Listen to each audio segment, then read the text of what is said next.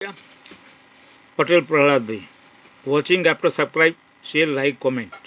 आज इस बुलेटिन में बात होगी बिहार में दूसरे फेज के लिए खत्म हुए चुनाव प्रचार की, वोट चोरी पर घिरे चुनाव आयोग की, देखेंगे वोट चोरी पर राहुल गांधी के बड़े खुलासे को, लालू यादव ने सीएम नीतीश को लेकर दिया क्या बयान, जानेंगे क्या महायुति से दूरी बनाएंगे अजीत पवार, और बुलेटिन के आखिर में देखेंगे आरएसएस का एंथम गाने पर मचे बवाल को। लेकिन दिन भर की तमाम बड़ी खबरों से पहले एक नजर आज की सुर्खियों पर।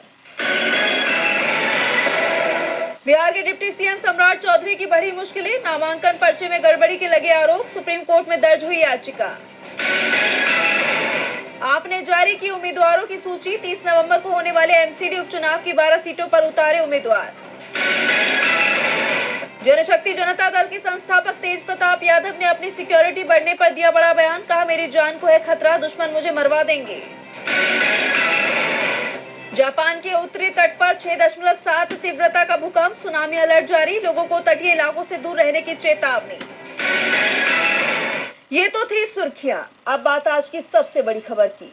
बिहार विधानसभा चुनाव के दूसरे फेज के मतदान की तैयारियां पूरी हो चुकी हैं। नेताओं की रैलियां, उम्मीदवारों की तरफ से वोट की अपील का ये सिलसिला जो बिहार में बीते कुछ वक्त से चल रहा था, अब वो खत्म हो गया है। चुनाव प्रचार थम चुका है, तो बिहार में किसका गूंज रहा है शोर और क्या है दूसरे चरण के लिए आयोग की तैयारियां, आइए देखते हैं इस रिपोर्ट में। बिहार विधानसभा चुनाव के दूसरे फेज की वोटिंग के लिए काउंटडाउन शुरू हो गया है। मतदान शुरू होने में 48 घंटे से भी कम का वक्त बचा है। ऐसे में अब चुनाव प्रचार भी बंद हो गया है। अंतिम दिन भी सभी पार्टियों ने अपना पूरा जोर लगाया, वहीं चुनाव आयोग ने भी कमर कस ली है। मतदान की तैयारियां पूरी कर ली गई हैं और सुरक्षा के कड़े इंतजाम किए गए हैं। आप जानते हैं कि 11 नवंबर को दूसरे चरण में 243 में बची हुई 122 सीटों पर मतदान होने हैं, यानी कुल 20 जिलों में वोटिंग होगी। इनमें प्रमुख तौर पर सीमांचल क्षेत्र की सीटें शामिल हैं, जो इस चुनाव में निर्णायक भूमिका निभा सकती हैं।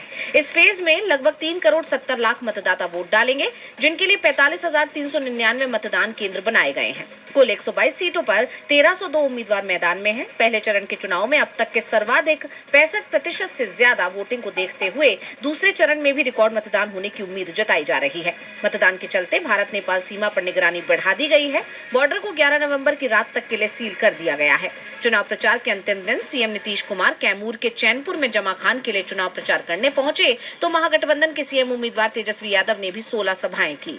औरंगाबाद में सभा को संबोधित करते हुए उन्होंने कहा कि जेडीयू सरकार में किसी को नौकरी नहीं मिल रही है, अगर बदलाव चाहिए तो लालटेन को वोट दीजिए, तेजस्वी को एक मौका चाहिए, क्या आप सब मुझे एक मौका देंगे। वहीं गृह मंत्री अमित शाह ने सासाराम में एक चुनावी रैली को संबोधित करते हुए लोगों को भरोसा दिलाया कि अगले 5 सालों में बिहार को एक विकसित राज्य बनाया जाएगा। इस बीच राज्यसभा सांसद कपिल सिब्बल ने चुनाव आयोग और बीजेपी पर गंभीर आरोप भी लगाए। उन्होंने कहा कि पहले चरण के मतदान से ठीक पहले 3 नवंबर को हरियाणा से बिहार के लिए कई स्पेशल ट्रेनें हजारों लोगों को ले गईं। बिहार के रजिस्टर्ड वोटरों को स्पेशल ट्रेनों की जरूरत नहीं है।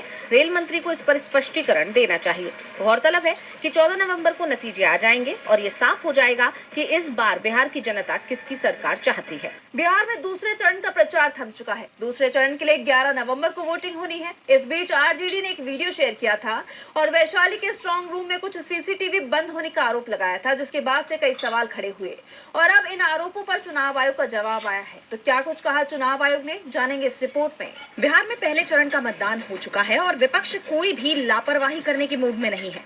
वोट चोरी या किसी तरह की धांधली ना हो, इसके लिए विपक्ष स्ट्रांग रूम पर नजर गड़ाए हुए है। लेकिन विपक्ष का आरोप है कि इतनी सतर्कता के बाद भी चुनाव आयोग हेराफेरी करने की कोशिश कर रहा है। विपक्ष लगातार ऐसे कई सबूत सामने रख रहा है, जिससे चुनाव आयोग पर सवाल खड़े हो रहे हैं। विपक्ष के दबाव में अब चुनाव आयोग सफाई तो दे रहा है, लेकिन अपनी सफाई में भी वो खुद ही घिरता दिख रहा है। एक तरफ वो ये दावा कर रहा है कि आरजेडी की तरफ से जो भी सवाल उठाए गए हैं वो सही है, तो दूसरी तरफ ये भी कह रहा है कि आरजेडी भ्रामक खबरें फैला रही है। दरअसल सोशल मीडिया पर आरजेडी ने एक वीडियो शेयर किया था, जिसमें बताया गया था कि वैशाली जिले के हाजीपुर में स्थित स्ट्रांग रूम में बारी बारी से अलग अलग विधानसभाओं का सीसीटीवी बंद कर दिया जाता है। आधी रात को एक पिकअप वैन वहां घुसती है और निकलती है। निर्वाचन आयोग ने आरजेडी के सोशल मीडिया पोस्ट का संज्ञान लिया। चुनाव आयोग के वरिष्ठ अधिकारियों ने इन आरोपों की जांच कराई, जिसमें पाया गया कि स्ट्रांग रूम की सुरक्षा के लिए सीसीटीवी फुटेज के फीड का डिस्प्ले 2 जगह पर लगाया गया है, एक कंट्रोल रूम में और दूसरा स्ट्रांग रूम के पास बने एरिया में। कंट्रोल रूम में लगे सीसीटीवी फुटेज के फीड डिस्प्ले लगातार चलते रहे, जबकि राजनीतिक दलों के प्रतिनिधियों के लिए बने एरिया में 5 विधानसभा क्षेत्रों में से महनार सीट का सीसीटीवी फुटेज के feed display screen auto time out होने के कारण कुछ देर बंद रहा, जिसे कुछ मिनट में ही फिर से चालू करा दिया गया। वहीं कंट्रोल रूम में लगा महनार विधानसभा का सीसीटीवी फुटेज डिस्प्ले स्क्रीन बिना किसी रुकावट के चालू रहा। यानी आरजेडी की तरफ से जो वीडियो जारी किया गया, जो आरोप लगाए गए, उसे चुनाव आयोग ने अपनी जांच में सही पाया है। लेकिन जब बात जवाब देने की आई तो उसकी तरफ से कहा गया कि हाजीपुर स्ट्रांग रूम को लेकर आरजेडी के सोशल मीडिया पोस्ट पर जो कुछ भी दावा किया गया है वो तथ्यहीन और भ्रामक है, इसलिए चुनाव आयोग इस तरह की खबर को खारिज करता है। हालांकि आरजेडी ने एक पोस्ट में वीडियो शेयर करते हुए फिर से चुनाव आयोग को घेर लिया और कहा कि चुनाव आयोग और स्थानीय प्रशासन भ्रष्टाचार ग्रसित फालतू बहाने जैसे बिजली कट गई, बैटरी डाउन हो गया, टीवी स्लीप मोड में चला गया, जनरेटर नहीं था, ये नहीं बनाए। यानी चुनाव आयोग को लेकर विपक्ष के आरोपों पर खुद आयोग के जवाब ने ही मुहर लगा दी है। वोट चोरी पर चुनाव आयोग फंसता दिखाई दे रहा है। इस बीच राहुल गांधी ने एक बार फिर ऐसा खुलासा कर दिया है जिसने आयोग और बीजेपी की धड़कनें तो बढ़ा ही दी हैं, साथ ही दोनों को अपने वोट घोटाले के काले कारनामों को याद करने पर मजबूर कर दिया है। देखिए रिपोर्ट। कांग्रेस सांसद राहुल गांधी के नए दावे से बीजेपी और चुनाव आयोग की टेंशन बढ़ गई है। मध्य प्रदेश के पचमढ़ी पहुंचे राहुल गांधी ने मीडिया से बात करते हुए बड़ा दावा किया है। राहुल ने कहा कि हमने भी हाल ही में हरियाणा में वोट चोरी का खुलासा किया और ऐसा ही मध्य प्रदेश, महाराष्ट्र और छत्तीसगढ़ में भी हुआ है। बीजेपी और चुनाव आयोग ने वोट चोरी का सिस्टम बनाया है। हमारे पास वोट चोरी के और भी सबूत हैं जो हम आगे दिखाएंगे। लोकतंत्र और संविधान पर हमला हो रहा है। ये हमला नरेंद्र मोदी, अमित शाह और ज्ञानेश कुमार कर रहे हैं। इससे भारत माता का नुकसान हो रहा है। क्या देखने के बाद मेरी सोच है कि वही मध्य प्रदेश में हुआ है, वही महाराष्ट्र में हुआ है, वही छत्तीसगढ़ में हुआ है और ये बीजेपी और इलेक्शन कमीशन का सिस्टम है और हमारे पास और भी सबूत है और वो आस्ते आस्ते हम दिखाएंगे। बट मेन मुद्दा वोट चोरी का है। और जैसा आप जानते हैं कि राहुल गांधी ने 7 अगस्त, 18 सितंबर और 5 नवंबर को प्रेस कॉन्फ्रेंस कर वोट चोरी का खुलासा किया था। 5 नवंबर को उन्होंने हरियाणा की वोटर लिस्ट में 25 लाख फर्जी वोटरों के शामिल होने का आरोप लगाकर हाइड्रोजन बम फोड़ा था। उस खुलासे के बाद चुनाव आयोग की टेंशन कम हुई नहीं थी कि अब उनके इस नए खुलासे ने चुनाव आयोग और बीजेपी की धड़कनें बढ़ा दी हैं। अब आने वाले दिनों में राहुल गांधी क्या खुलासा करते हैं, ये देखना होगा। राहुल गांधी ने एक बार फिर बड़ा खुलासा कर दिया है जिससे आयोग और बीजेपी की टेंशन बढ़ती दिखाई दे रही है। तो बिहार के पूर्व मुख्यमंत्री लालू प्रसाद यादव ने भी सीएम नीतीश के साथ अपने रिश्तों को लेकर बड़ा खुलासा कर दिया है जिससे राजनीति में खलबली मच गई है। तो क्या कुछ कहा उन्होंने, जानेंगे इस रिपोर्ट में। नीतीश कुमार विधानसभा चुनाव के बाद फिर से पलटी मारेंगे। बीजेपी से वो काफी नाराज चल रहे हैं, खासतौर पर पीएम मोदी और अमित शाह से। अमित शाह ने तो बीजेपी की ही सरकार बनाने की बात कह दी, तो पीएम मोदी ने अपनी अंतिम रैली में भी नीतीश की सीएम उम्मीदवारी पर मुहर नहीं लगाई। उन्होंने एनडीए का सीएम बनने का दावा किया, जिसके बाद से जेडीयू के अंदर से नाराजगी की खबरें सामने आ रही हैं। खबर तो यहां तक आ रही है कि अगर एनडीए को बहुमत मिलने पर नीतीश को सीएम नहीं बनाया गया तो जेडीयू फिर से पलटी मार सकती है। और जब लालू यादव से इसे लेकर सवाल किया गया तो उन्होंने साफ कह दिया कि हमें नीतीश कुमार की जरूरत नहीं है। लालू यादव ने साफ कहा कि इस चुनाव के नतीजे महागठबंधन के पक्ष में आएंगे, तेजस्वी यादव मुख्यमंत्री बनेंगे। बात नीतीश कुमार की है तो अब वो हमारे संपर्क में नहीं है, हमें उनकी जरूरत भी नहीं है, हम उन्हें अब स्वीकार नहीं करेंगे। लालू यादव का ये बयान इसी साल की शुरुआत में दिए गए बयान के उलट है। जनवरी में जब लालू यादव से सवाल किया गया था कि अगर नीतीश साथ में आते हैं तो उनका रुख क्या होगा, तो इस पर लालू ने कहा था कि क्यों साथ नहीं लेंगे, उन्हें साथ में रख लेंगे, उनकी सारी गलतियां माफ कर देंगे। माफ करना हमारा फर्ज है, हम लोग फैसला लेते हैं, लेकिन नीतीश कुमार साथ आएंगे तो रख लेंगे। नीतीश कुमार को शोभा नहीं देता, भाग जाते हैं, निकल जाते हैं, लेकिन अब उन्होंने साफ कह दिया है कि नीतीश की जरूरत ही नहीं है, महागठबंधन आसानी से सरकार बनाएगा। लालू के इस दावे पर कांग्रेस नेता पवन खेड़ा ने भी मुहर लगा दी। उन्होंने कहा कि इस बार बिहार में महागठबंधन की जीत तय है। एनडीए के नेता भी इस बात को मान चुके हैं। पटना में एनडीए में शामिल मंत्रियों ने तो सरकारी बंगले खाली करना भी शुरू कर दिया है, क्योंकि उन्हें चुनाव के नतीजों का अंदाजा हो चुका है। बिहार में महागठबंधन सत्ता में आ रहा है। बिहार में सियासी पारा चढ़ा हुआ है तो महाराष्ट्र की सियासत में भी भूचाल आया हुआ है। डिप्टी सीएम अजीत पवार के बेटे पार्थ पवार की मुश्किलें कम होने का नाम ही नहीं ले रही। उनकी कंपनी अमेडिया होल्डिंग से जुड़े जमीन घोटाले की कड़ी में नया मामला सामने आया है, जिसके बाद कई तरह के कयास हैं। तो क्या है पूरा मामला और इसका महाराष्ट्र की राजनीति में क्या पड़ सकता है असर, जानेंगे इस रिपोर्ट में। महाराष्ट्र के डिप्टी सीएम अजित पवार के बेटे पार्थ पवार की मुश्किलें कम होने का नाम नहीं ले रही हैं। पार्थ पवार की कंपनी अमेडिया होल्डिंग्स से जुड़े जमीन घोटालों की कड़ी में एक और मामला सामने आया है। बोपोडी इलाके का ये मामला कथित तौर पर कृषि विभाग की जमीन को हड़पने और फर्जी दस्तावेज बनाने से जुड़ा हुआ है। आरोप है कि सब तहसीलदार के साथ मिलकर ये काम किया गया। इस नए खुलासे ने पहले से चल रहे विवाद को और गहरा दिया है। कंपनी पर पहले पुणे के मुड़वा और कोरेगांव पार्क में करोड़ों की जमीनें विवादित तरीके से हासिल करने के आरोप लग चुके हैं। कोरेगांव पार्क की 1800 करोड़ रुपए की सरकारी जमीन सिर्फ 300 करोड़ में बेचने और नाम मात्र की स्टैंप ड्यूटी लेने के मामले में जांच जारी है, जिसकी अंतरिम रिपोर्ट 6 नवंबर को सौंपी गई है। इस बीच मुड़वा मामले में बढ़ते दबाव के चलते अजित पवार को हस्तक्षेप करना पड़ा। उन्होंने मुख्यमंत्री देवेंद्र फडणवीस से मुलाकात के बाद घोषणा की कि पार्थ पवार से जुड़ी विवादित जमीन डील को रद्द कर दिया गया है। हालांकि इसे रद्द करने के लिए दोनों पक्षों को कुल मिलाकर 42 करोड़ रुपए भरने पड़ेंगे। अमेडिया कंपनी के डायरेक्टर दिग्विजय अमर सिंह पाटिल समेत 9 लोगों के खिलाफ केस दर्ज किया गया है। नायब तहसीलदार प्रवीणा शशिकांत बोर्डे ने इस संबंध में खड़क पुलिस स्टेशन में शिकायत दर्ज कराई है। एक तरफ जहां सरकार ने मामले की जांच के लिए हाई लेवल कमेटी बना दी है, तो एक अधिकारी को निलंबित भी कर दिया है।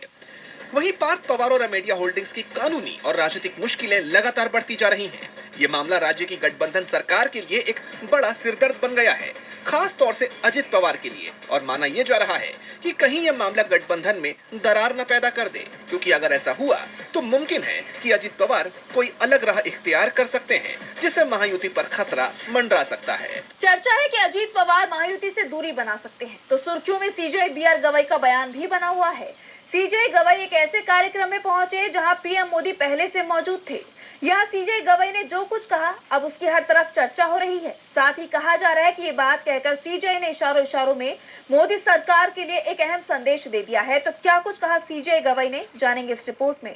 Chief justice of India B R. Gavai ने एक बेहद अहम संदेश दिया है। एक कार्यक्रम में अपनी बात रखते हुए सीजेआई ने न्याय के विशेषाधिकार को लेकर बात कही। दिलचस्प बात ये रही कि इस दौरान पीएम नरेंद्र मोदी भी वहां मौजूद थे।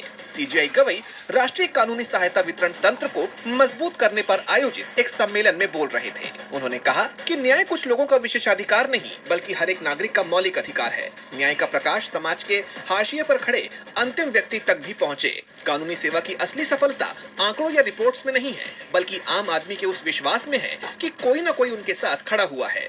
न्यायपालिका अपना काम कर रही है, अब सरकार भी इसमें अपनी जिम्मेदारी को समझे। ये कार्यक्रम राष्ट्रीय विधिक सेवा प्राधिकरण यानी नालसा की 30वीं वर्षगांठ के मौके पर आयोजित किया गया था, जिसमें पीएम नरेंद्र मोदी मुख्य अतिथि के तौर पर मौजूद थे। सीजे गवई ने सीधे प्रधानमंत्री के सामने ये स्पष्ट कर दिया कि कानूनी सहायता सिर्फ एक सरकारी स्कीम नहीं है, ये देश के हर एक नागरिक का अधिकार है। उन्होंने एक तरह से यह इशारा कर दिया कि सिर्फ न्यायपालिका ही नहीं, बल्कि सरकार यानी कार्यपालिका को भी ये सुनिश्चित करने में अपनी पूरी ताकत लगानी होगी कि गरीब और वंचित लोगों को भी आसानी से और मुफ्त में न्याय मिल सके। पीएम की मौजूदगी में कही गई ये बात काफी अहम मानी जा रही है। और बुलेटिन के आखिर में बात आरएसएस का एंथम गाने पर मचे बवाल की। दरअसल केरल में वंदे भारत ट्रेन में स्कूल के बच्चों के ट्रैवल करने का एक वीडियो रेलवे ने अपलोड किया था। इस वीडियो में बच्चे आरएसएस का गीत गा रहे थे, जिसे लेकर बवाल मच गया। मामला बढ़ता देख रेलवे ने पोस्ट डिलीट की और फिर बाद में दोबारा अपलोड कर दी। इन सब के बीच अब राज्य सरकार ने इस मामले में जांच बिठा दी है। देखिए रिपोर्ट। केरल में आरएसएस के एंथम को लेकर मामला गर्मा गया है। राज्य में वंदे भारत ट्रेन में स्कूली छात्रों की तरफ से आरएसएस का गाना गाने का मामला सामने आया है, जिसे लेकर राज्य की सियासत इतनी गर्मा गई है कि सरकार ने इस मामले को गंभीरता से लेते हुए जांच के आदेश दे दिए हैं। दरअसल दक्षिण रेलवे ने एक्स पर वंदे भारत ट्रेन में स्कूली बच्चों का एक वीडियो पोस्ट किया था, जिसमें बच्चे आरएसएस का एंथम गा रहे थे। केरल के शिक्षा मंत्री वी शिवनकुट्टी ने इसे संवैधानिक सिद्धांतों का उल्लंघन बताया है। उन्होंने कहा, सरकारी कार्यक्रमों में बच्चों का राजनीतिकरण करना और उन्हें किसी खास समूह के सांप्रदायिक एजेंडे के लिए इस्तेमाल करना अस्वीकार्य है। धर्मनिरपेक्ष और राष्ट्रीय मूल्यों को बनाए रखने पर जोर दिया जाना चाहिए। दूसरी तरफ केंद्रीय मंत्री सुरेश गोपी ने इसे बच्चों के निश्चल जश्न का हिस्सा बताते हुए इसे सही ठहराया है। उन्होंने कहा कि ये कोई अतिवादी गाना नहीं था। वहीं मुख्यमंत्री पिनरई विजयन ने इस घटना पर दक्षिण रेलवे की कड़ी निंदा की थी। उन्होंने इसे सांप्रदायिक विभाजनकारी राजनीति और संवैधानिक सिद्धांतों का उल्लंघन बताया था, जिसमें रेलवे का इस्तेमाल संघ परिवार के प्रचार के लिए किया गया। मामला बढ़ता देख दक्षिण रेलवे ने पहले अपनी सोशल मीडिया पोस्ट हटा ली थी, लेकिन बाद में इसे दोबारा पोस्ट करते हुए दावा किया गया कि छात्रों ने अपने स्कूली गीत की प्रस्तुति दी थी। केरल में अब ये धर्मनिरपेक्षता बनाम सांप्रदायिक राजनीति का मामला बन गया है। दोनों ही सरकारों की तरफ से बयान आने और मामले पर जांच बिठाए जाने के बाद ये मामला काफी गर्मा गया है। फिलहाल आरएसएस की तरफ से इस पर कोई सफाई सामने नहीं आई है। अब जांच रिपोर्ट में क्या निकल कर सामने आता है, ये तो देखना होगा। तो आज इस बुलेटिन में बस इतना ही। आप देखते रहिए डीबी लाइव। नमस्कार।